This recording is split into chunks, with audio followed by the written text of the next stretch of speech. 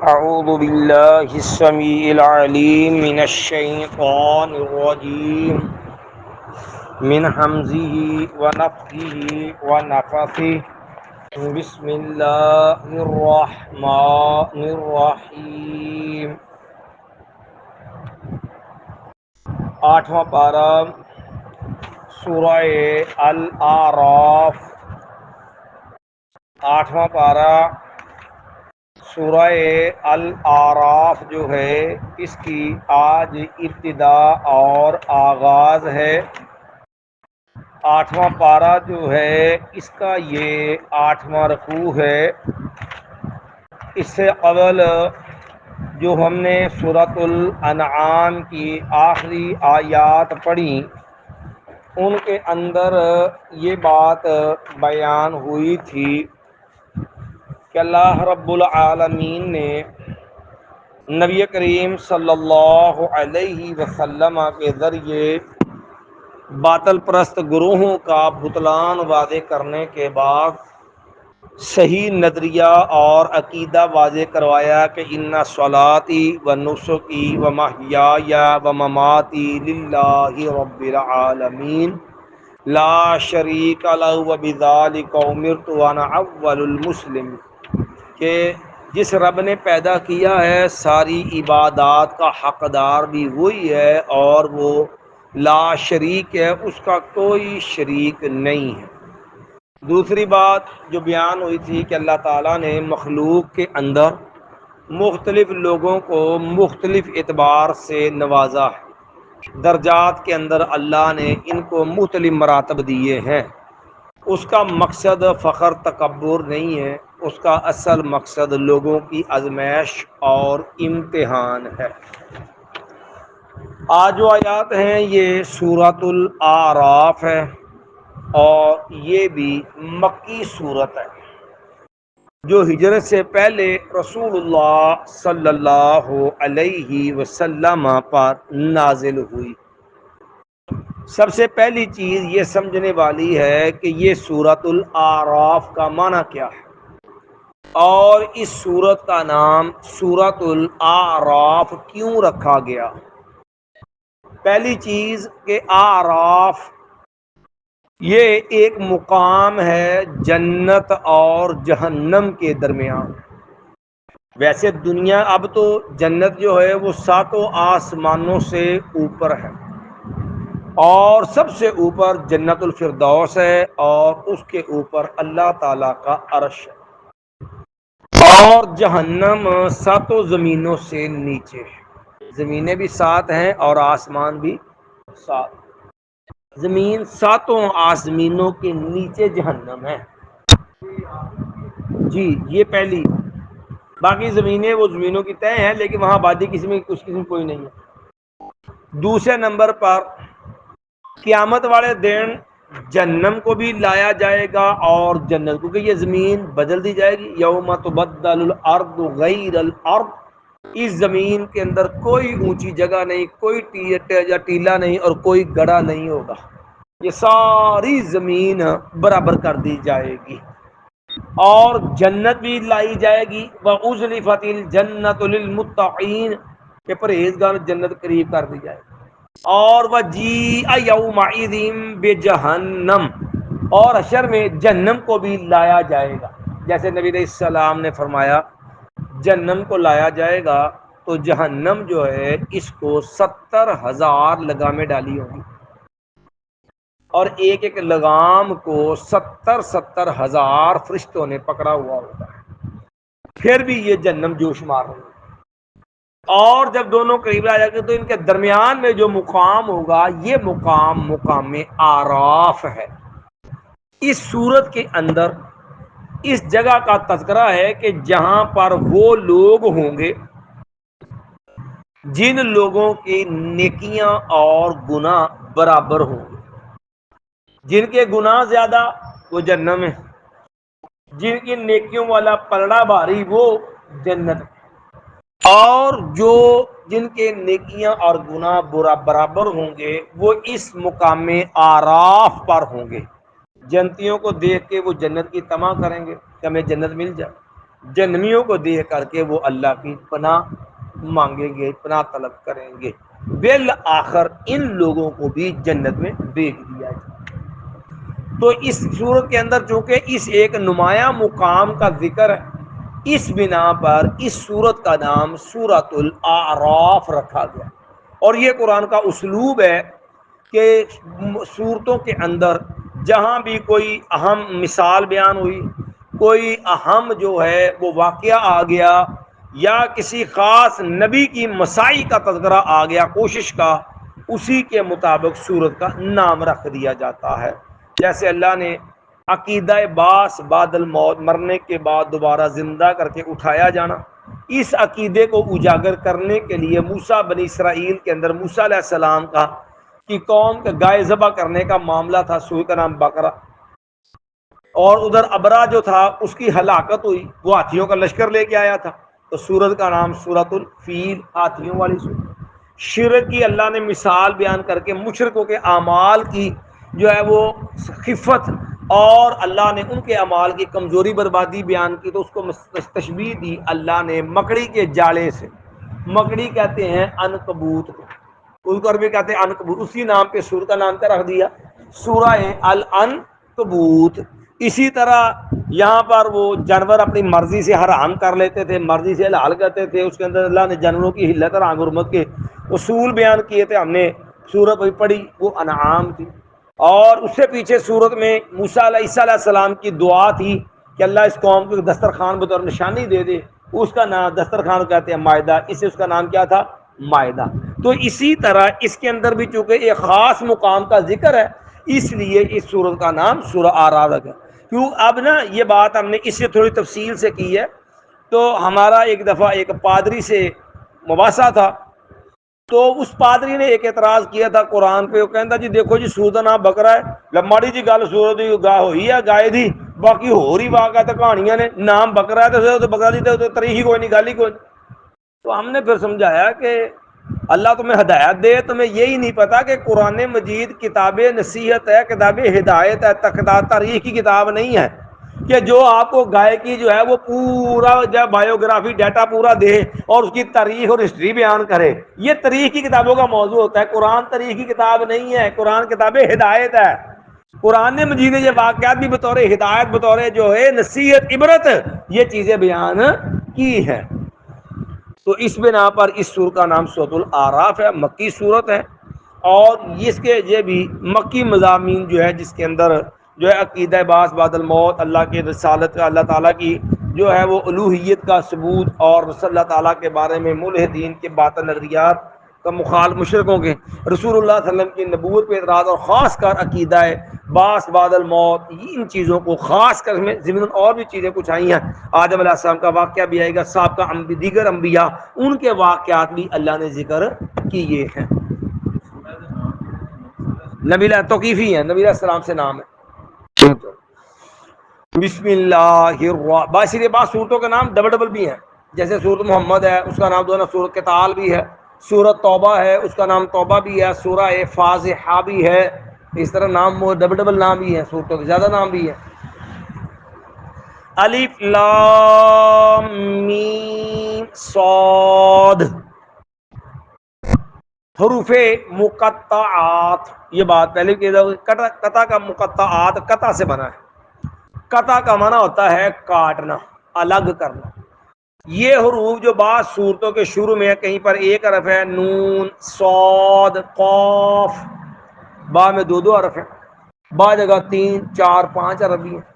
تو چونکہ ان عام طور پہ حروف کو ملا کے ایک لفظ بنتا ہے، اور وہ لفظ پڑھا جیسے الاعراف، اب سر روح ملا کے نام پڑھیں گے نا آراف، تو یہ حروف قرآن مجید کے شروع میں جو ہے نا ان کو ملا کے نہیں پڑھتے، الگ الگ کر کے ہر حرف الگ الگ پڑھا جاتا ہے۔ تو قطع کا مطلب کاٹنا، کڑا کرنا، اس لیے ان کو حروف مقطعات کہتے ہیں، جس کا مقصد اصل میں سامعین کو متنبع کرنا بھی ہوتا ہے، اور یہ ایک چیلنج بھی ہے کہ جو قرآن جن حروف الفاظ تمہاری کلام بنی اس سے بنا ہے، اگر تم یہ کہتے تو یہ انسانی کلام ہے، تو پھر اس کا معنی مفہوم معاملہ بتاؤ۔ یہ تحدی چیلنج کے لیے بھی ہے۔ مَا کتاب انزل الیک، کتاب یہ ایک کتاب ہے، انزل الیک جو اتاری گئی ہے آپ کی طرف. کس نے اتاری ہے یہ بتانے کی ضرورت نہیں ہے. جب یہ کہہ دیا گیا کہ انزل الیک آپ کی طرف اتاری گئی تو مطلب یہ واضح ہے کہ یہ کسی انسان کا کلام نہیں، رسول اللہ صلی اللہ علیہ وسلم کی تصنیف نہیں، یہ منزل ہے. اور سب جانتے ہیں کہ کس کی سے نازل کی گئی ہے، یہ اللہ کی طرف سے نازل کی گئی. اور رسول اللہ صلی اللہ علیہ وسلم کا دعویٰ بھی یہی تھا کہ یہ میرا کلام نہیں ہے، یہ اللہ کی بھیجی ہوئی کلام ہے. اس لیے آگے والی بات جو تھی وہ بالکل واضح تھی، اس بنا پہ اسے الگ سے ذکر یہاں نہیں کیا کہ کس نے اتاری ہے. مایا کتاب انزل الیک یہ کتاب ہے جو اتاری گئی ہے آپ کی طرف. فلا یکن فی صدرک حرج من مایا تو نہیں ہونا چاہیے فی صدرک آپ کے سینے کے اندر حرجن کوئی تنگی من ہو اس کے بارے میں. یعنی یہ لوگ جو طنز کرتے ہیں، تان کرتے ہیں، آوازیں کستے ہیں اور مختلف قسم کا آپ صلی اللہ علیہ وسلم کے لیے جو ہے وہ ذہنی پریشان، آپ کو پوری تسلی یقین رہنا چاہیے اپنے رب کے کلام پہ. ان کی باتوں کی وجہ سے آپ نے پریشان نہیں ہونا اور آپ نے اس کے اوپر تنگی محسوس نہیں کرنا.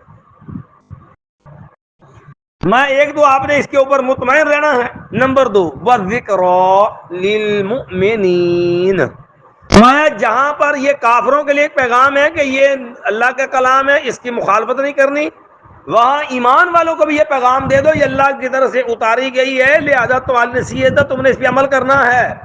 وَذِكْرَى اور نصیحت ہے لِلْمُؤْمِنِينَ ایمان والوں کے لیے.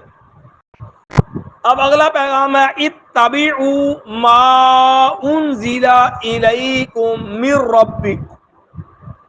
اب یہاں اللہ تعالیٰ نے 2 پیغام دیے اس آیت کے اندر.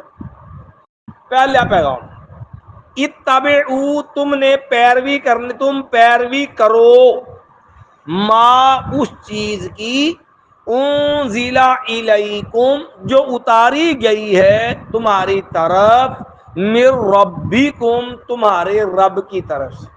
کہ یہ دین دنیا کی کسی مسجد مدرسے فیکٹری میں کسی محلے گلی میں نہیں بنا. دین آسمان سے منزل شریعت کا نام ہے، اللہ کے نازل شدہ احکام کا نام ہے. یہ دنیا میں کسی نے نہیں بنایا، یہ آسمان سے آیا ہے. ہدایت آسمانی ہوتی ہے اور یہ بات اللہ نے ازل سے سمجھائی ہوئی تھی. کیوں؟ جب پہلا انسان نے اول آدم علیہ السلام کو زمین پہ اتارا تھا نا، اسی وقت اللہ تعالیٰ نے یہ پیغام دیا تھا جو ہے اہبطوا منہا جمیعا. اب سب یہاں سے چلے جاؤ، ابلیس بھی، آدم علیہ السلام سب اتارا.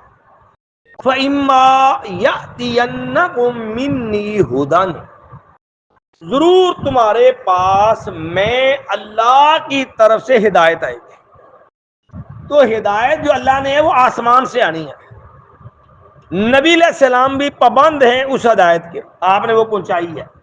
جو بھی احکام ہیں وہ اللہ کی طرف سے نازل شدہ اور وہ ماننے فرض ہیں. اتبعونا یعنی یہ ہے کہ جو یہ نہیں کہ لازمی کو تم نے کرنا جو تمہیں دکھایا گیا بتایا گیا اس کے پیچھے چلنا ہے.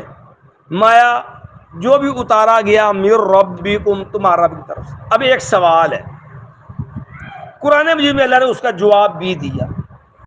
اللہ اتارا کیا ہے؟ یہ تو کہہ دیا جو اللہ کی طرف سے اتارا گیا اس کے پیچھے چلو.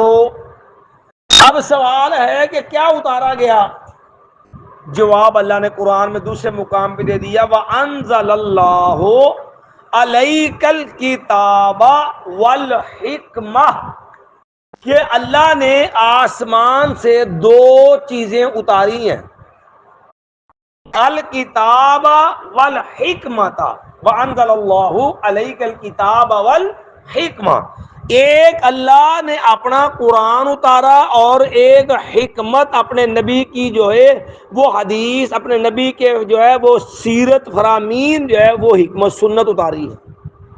قرآن بھی وہی ہے، نبی کی سنت بھی وہی ہے، کیونکہ قرآن کتاب سے مراد قرآن مجید، حکمت سے مراد رسول اللہ صلی اللہ علیہ وسلم کی سنت ہے. اور یہ قرآن کی اصطلاح ہے. اس لیے اللہ نے اتاری بھی آسمان سے دو چیزیں ہیں، اور نبی علیہ السلام کے منصب میں بھی اللہ نے دو چیزیں رکھی. فرمایا یعلمہم الکتاب والحکمت. اس لیے اللہ نے کہا جو آسمان سے آیا اس کو مانو. آسمان سے کیا آیا؟ الکتاب والحکمہ، قرآن آیا اور سنت آئی. اور نبی علیہ السلام کی ڈیوٹی کیا لگائی اللہ نے؟ یعلمہم الکتاب والحکمت، کہ میرا پیغمبر صلی اللہ علیہ وسلم تمہیں دونوں جو سکھائے گا، قرآن بھی سکھائے گا اور قرآن کی تشریح اپنی سنت بھی سکھائے گا. کیونکہ قرآن کے الفاظ کی تعبیر، تشریح، تفسیر، توضیح جو ہے وہ ہے جو نبی کریم صلی اللہ علیہ وسلم کریں گے. مفسر اول بیان قرآن، قرآن کی عملی تصویر جو ہیں وہ ہیں رسول اللہ صلی اللہ علیہ وسلم. جو اللہ نے فرمایا کہ یہ ہے جو اللہ تعالیٰ نے نبی علیہ السلام کی ڈیوٹی لگا کر کے یہ کہا جو کہ آپ ان کو بتائیے، ٹھیک ہے جی، کہ جو ان کی طرف اتارا گیا ہے. ٹھیک ہے، نبی علیہ قرآن کا بیان، تشریح، یہ نبی علیہ السلام کے ذمے ہے. اور یہ جو آسمان سے اتارا گیا دو چیزیں، یہ مکمل دین ہے. یہ ضابطہ بھی ذہن میں رہے کہ یہ ناقص نہیں ہے. الیوم اکملت لکم دینکم واتممت علیکم نعمتی. اس لیے رسول اللہ صلی اللہ علیہ وسلم کے ہر خطبے میں یہ پیغام شامل تھا کہ لوگوں فإن خیر الحدیث کتاب اللہ، سب سے بہترین بات اللہ کا قرآن ہے. وخیر الہدی ہدی محمد صلی اللہ علیہ وسلم، اور سب سے بہترین سیرت طریقہ رسول اللہ صلی اللہ علیہ وسلم کا سیرت. اور کلمہ بھی یہی دو چیزیں، لا الہ الا اللہ محمد، اور یہ مکمل دین ہے اور یہ کامل دین کا نام ہے.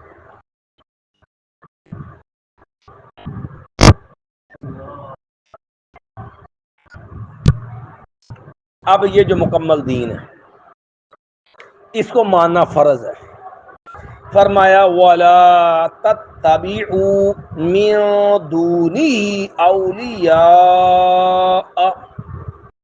اور نہ تم پیروی کرو من دونہی، اس اللہ کے، اس دین کے علاوہ جو اللہ نے اس کے علاوہ کسی بات کے پیچھے نہیں چلنا، کسی کی پیروی نہیں کرنی. اولیاء ولیوں کی، اولیاء دوستوں کی، اولیاء نیک لوگوں کی، اور اس کے علاوہ جو مددگار ہیں، دوست ہیں، ان کے پیچھے نہیں چلنا. اب دین مکمل ہے، اس کے علاوہ کوئی چیز دین نہیں ہے، لہذا منزل دین کی پیروی فرض اور ان چیزوں سے اجتناب فرض ہے. اب اس کو ایک مثال سے سمجھ لیں. نبی علیہ السلام آپ پہ نازل دین، مکمل دین. عمر رضی اللہ عنہ ایک دن تورات کا ورقہ پڑھ رہے تھے. نبی کریم صلی اللہ علیہ وسلم کی نظر پڑی، تورات میں انہوں نے گڑبڑ کر لی ہوئی تھی، تو نبی علیہ السلام کے ماتھے پہ شکنیں پڑ گئیں، غصہ آ گیا، ناراضگی کے آثار ظاہر ہوئے. نبی علیہ السلام نے جب یہ غصے کا اظہار کیا تو سیدنا عمر کی توجہ نہیں گئی ادھر. ابوبکر رضی اللہ عنہ دیکھ لیا. ابوبکر رضی اللہ تعالی عنہ نے عمر کو ڈانٹا کہ ساکلت کا امو کا یا عمر، عمر تیری ماں تجھے گم پائے تو دیکھنے اللہ کے نبی ناراض ہو رہا. جب عمر رضی اللہ کی نظر پڑی تو فوراً بولے رضیت باللہ ربا وبالاسلام دینا وبمحمد رسولا، کہ یا رسول اللہ صلی اللہ علیہ وسلم، میں اللہ کے رب ہونے پہ، آپ صلی اللہ علیہ وسلم کے رسول اللہ ہونے پہ، اور جو ہے دین اسلام کے سچا دین ہونے پہ میں راضی ہوں. آپ کا غصہ ختم ہو گیا. لیکن نبی علیہ السلام نے ایک جملہ بیان کر کے مسئلہ سمجھا دیا. فرمایا لوگوں سنو، تم اس تورات، فرمایا عمر تو اس تورات کی بات کرتا ہے، میں اگر صاحب تورات موسیٰ علیہ السلام بھی آ جائے، لو جاءکم موسیٰ حیا، اگر موسیٰ علیہ السلام تمہارے پاس زندہ ہو کے آ جائیں، لتبعتموہ، اور تم موسیٰ علیہ السلام کے پیچھے چلنا شروع کرو، وترکتمونی، اور مجھے چھوڑ دو. مت سمجھنا کہ تم ہدایت پہ ہو، یاد رکھنا تم یہ مت سمجھنا سچے دی لَضَلَلْتُمْ عَنْ سَوَاءِ السَّبِيلِ، تم سمجھ لینا کہ تم سیدھے راستے سے گمراہ ہو گئے، تم سچے راستے سے بھٹک گئے۔ نبی علیہ السلام کے طریقے سے ہٹ کے موسیٰ علیہ السلام کے کتاب طریقے پہ چلے تو بندہ گمراہ۔ کیوں؟ ہمارے نبی کون ہے؟ محمد صلی اللہ علیہ وسلم۔ ہمیں ہمارے لیے اللہ نے چلنے دین پہ اپنانے کے لیے اسوہ عاملہ کسے بنایا؟ رسول اللہ صلی اللہ علیہ وسلم۔ نبی علیہ السلام سے ہٹ کے اگر موسیٰ علیہ السلام کی پیروی ہو تو بندہ جہنم میں جائے، گمراہ ہو جائے گا۔ تو اپنا بنایا پیر اپنے بڑائے امام کے نقش قدم پہ چلے اور نسبت اس کی طرف کرے، اپنی داڑھی کا سٹائل، اپنی ٹوپی جوتے کا لباس وہ والا بنائے، عقیدے نظریے قرآن کی بجائے کرامتوں کہانیوں پہ رکھے، کیا خیال ہے پھر انجام کیا ہوگا؟ دیکھو نا، اللہ نے تو کہا نا جو آسمان سے دین اترا اس کی پیروی کرنی ہے۔ پیر عبد القادر جیلانی والی یہ کہانیاں آسمان سے تو نہیں اتری، 4 سلسلے بنائے ہیں، چشتی، قادری، سور وردی، رب کے تو نہیں بنائے، نبی کے نہیں دیے ہوئے، لوگوں کے بنائے ہوئے ہیں نا۔ اور کتنی شد و مت سے لوگ چمٹے ہوئے ہیں، قرآن نہیں پڑھیں گے، قرآن نہیں پڑھیں گے، نبی کو فالو نہیں کریں گے، اپنے فرقے کو فالو کریں اور سمجھتے کیا ہے بس اسی کامیاب ہے، یہ ہے اصل گمراہی، دین سے دوری۔ سمجھتے نہیں کہ مجھے رب نے نصاب کیا دیا، میں جا کدھر رہا۔ تو فرمایا وَلَا تَتَّبِعُوا مِن دُونِهِ أَوْلِيَاءَ، اور فرمایا اور نہ تم پیروی کرو اس کے علاوہ دوستوں کی، مایا قلیلا ما تذکرون، بہت تھوڑے ہیں جو تم نصیحت قبول کرتے ہو، بات ہم نے سمجھا دی، کھول دی، لیکن بات کو سمجھ کے ماننے والے تھوڑے ہیں، اکثر وہ ادھر ادھر ادھر کر چھڑی، بہت کم ہو جو تم نصیحت حاصل کرتے، بہت سارے تھوڑے لوگ ہیں جنہیں نصیحت اثر کرتی ہے، جنہیں نصیحت کا فائدہ ہوتا ہے۔ ایک بار پھر ترجمہ دہرا لو، مایا الف لام میم صاد، کتاب، یہ کتاب ہے، انزل الیک کا جو آپ کی طرف اتاری گئی ہے، فلا یکن فی صدرک حرج، حرج من، نہیں ہونا چاہیے آپ کے سینے میں اس کے بارے، نہیں ہونی چاہیے آپ کے سینے میں اس کے بارے میں کوئی تنگی۔ کیوں اتاری ہے یہ کتاب؟ لتنذر بہ، یہ آیت پہلے لفظ رہ گئے، لتنذر بہ، اس کا مقصد جو ہے وہ تمہیں ڈرانا ہے کہ اللہ کی نافرمانی سے، اللہ کے عذاب سے، اللہ کی مخالفت سے بچنا، وَذِكْرَىٰ لِلْمُؤْمِنِينَ، اور نصیحت ہے ایمان والوں کے لیے۔ اتبعوا ما انزل الیکم من ربکم، تم پیروی کرو اس چیز کی جو اتاری گئی ہے تمہاری طرف، تمہارے رب کی طرف سے۔ وَلَا تَتَّبِعُوا مِن دُونِهِ أَوْلِيَاءَ، اور نہ تم پیروی کرو اس کے علاوہ دوستوں کی، قلیلا ما تذکرون، بہت تھوڑے ہو جو تم نصیحت حاصل کرتے ہو۔ اشہد ان لا الہ الا انت استغفرک واتوب